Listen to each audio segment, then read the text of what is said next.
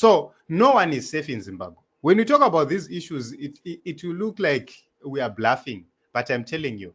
So that is the reason why you have seen at a certain point in time Mazimbabwe Shanduko was attacked in broad daylight, because Mazimbabwe Shanduko had become more popular.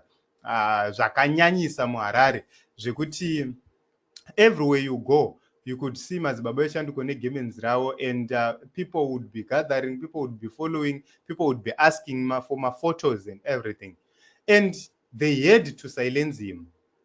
And we know what happened to Mazimbabwe Shanduko. It's not new. This is how these people operate. So this is so serious. We continue to pray for the comrades in Bulawayo. We hope and believe that their safety will be guaranteed. At this point in time, no one is safe, and people are simply being killed, simply being maimed, beaten for the sake of politics.